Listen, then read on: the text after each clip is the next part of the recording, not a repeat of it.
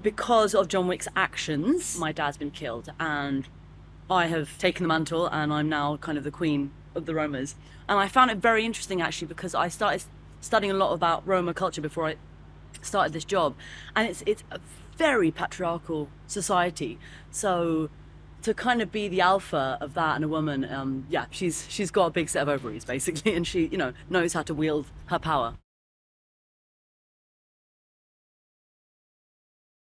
I think they are both such lovely men. I met Chad over Zoom, and he was like, Nat, I've had your picture on my wall for ages. And I was like, he just seemed so lovely. And I was like, okay. And then I ended, and I was like, was that an audition? I don't know if that was an audition. Okay. And then I had another Zoom conversation when I was like, obviously I'm in to do this kind of franchise. It's amazing.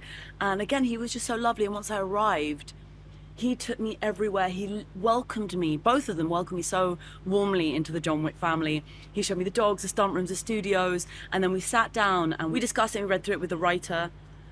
And I think we kind of got to a bit of an idea of the tone of how things were going to be. I think the way Chad works is like, right, this time, try and do the whole take in one way, rather than like modulating it as you go. He'll be like, right, this one, very, very serious. This one kind of jokey and funny.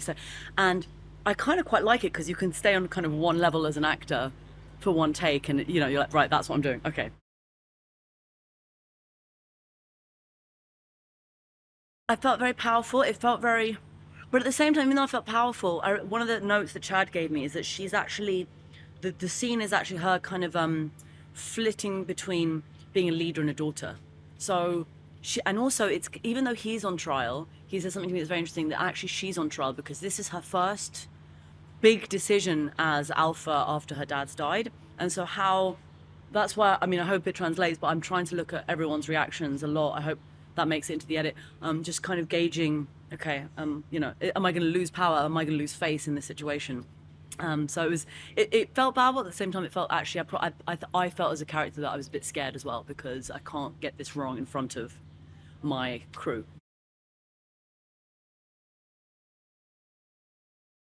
He's coming over because he needs to get a crest from the family to be invited back into the family clan, so we can support his challenge to the Marquis.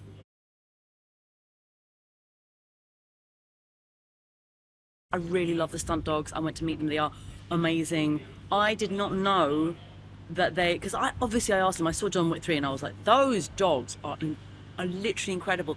And they told me, the way they do it is with this kind of neon green kind of bit that they put on them. So that's why on set we're not allowed to wear green, because they've literally been trained to attack neon green. Yeah, oh, he's lovely. I've only met him like a couple of times and kind of hung out with him a bit, but his look is fantastic. I mean, his face tattoos and his hair, and he's got a very big presence. That's what I liked. I felt, I immediately liked the way that Chad does stuff. He's like, right, that character, that this guy should play it, or this woman should play it, and that kind of just confidence that you'll do the job well, rather than having to go through a very long, arduous audition process. He was like, I know that you have to be this person, and he did the same with Fen. So, thank you, Chad.